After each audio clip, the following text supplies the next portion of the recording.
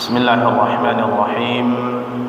السلام عليكم ورحمة الله وبركاته.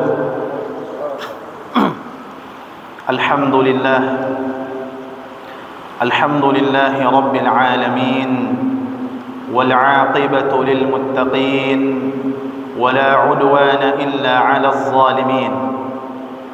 أشهد أن لا إله إلا الله وحده لا شريك له، الملك الحق المبين، وأشهد أن محمدا عبده ورسوله الصادق الوعد الأمين.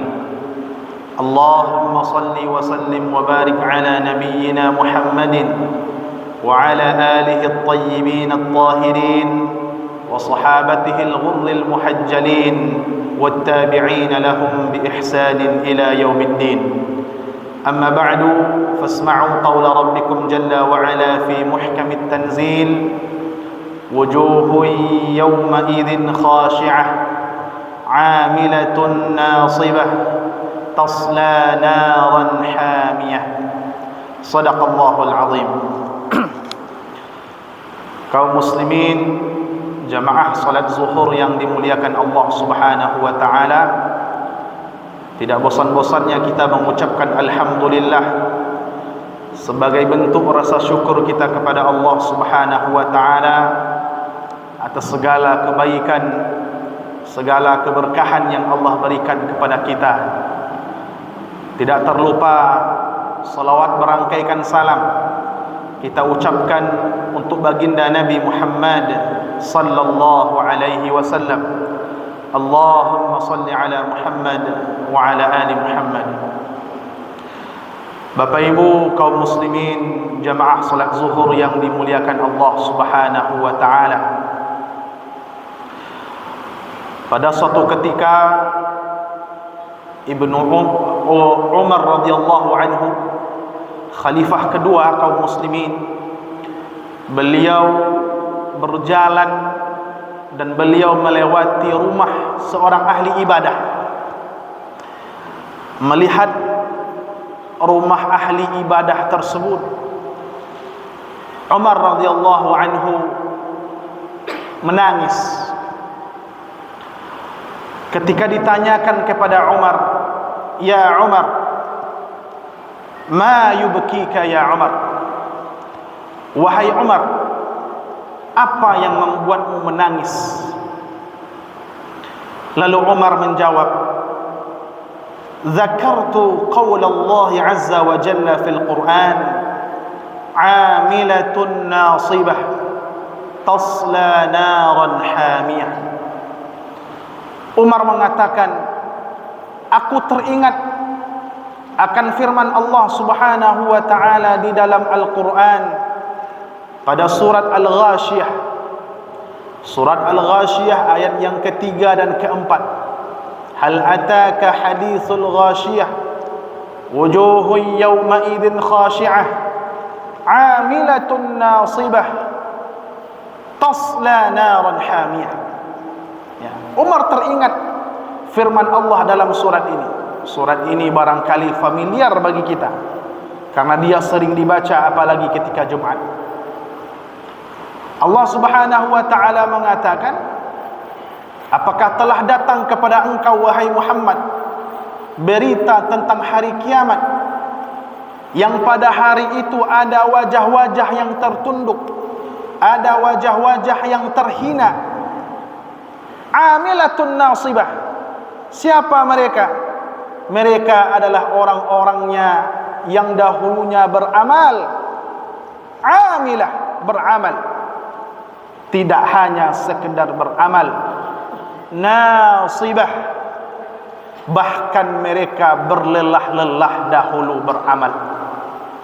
Bahkan mereka dahulunya berletih-letih dalam beramal. Tasla naran hamiyah. Namun pada akhirnya pada hari kiamat mereka wajah-wajahnya tertunduk, lalu tasla naran hamiyah, masuk ke dalam neraka api yang menyala-nyala. Hadirin yang dimuliakan Allah Subhanahu wa taala, ini yang terpikir oleh Umar radhiyallahu anhu, beliau teringat firman Allah Subhanahu wa taala ini dalam 2 ayat yang pendek ini, lalu Umar menangis luar biasa. Siapa yang tidak kenal dengan Umar, hadirin? Umar adalah sosok yang tegas. Umar adalah sosok yang pemberani. Bahkan sering kita mendengar bahwa Umar itu adalah pribadi yang keras. Tetapi ternyata ketika beliau teringat akan 2 ayat ini, amilatun nasibah tasla naran hamiyah, Umar seketika itu menangis. Kenapa Umar menangis, hadirin? Apa yang terpikirkan oleh Umar? Apa yang terbersit dalam pikiran Umar radhiyallahu anhu?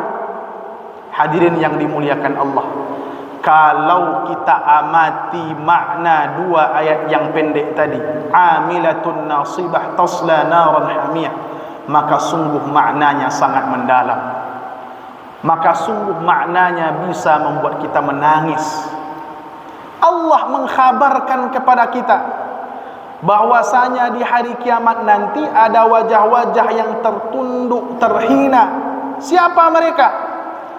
Wajah yang tertunduk, terhina ini bukan hanya orang-orang yang gemar maksiat, bukan hanya orang-orang yang durhaka kepada Allah Subhanahu wa taala, bukan hanya mereka yang tidak beramal, bukan hanya mereka yang malas beramal, tidak, termasuk mereka yang beramal pun bahkan berletih-letih dalam beramal. Hadirin yang dimuliakan Allah Subhanahu wa taala, ini menunjukkan kepada kita bahwa tidak semua orang yang akan selamat, tidak semua orang yang beramal akan selamat.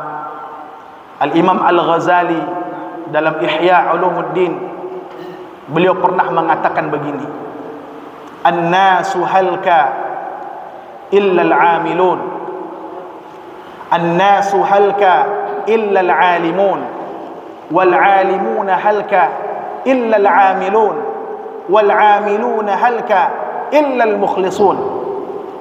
Kata Imam Al-Ghazali, semua manusia itu berada pada titik kehancuran kecuali orang-orang yang berilmu.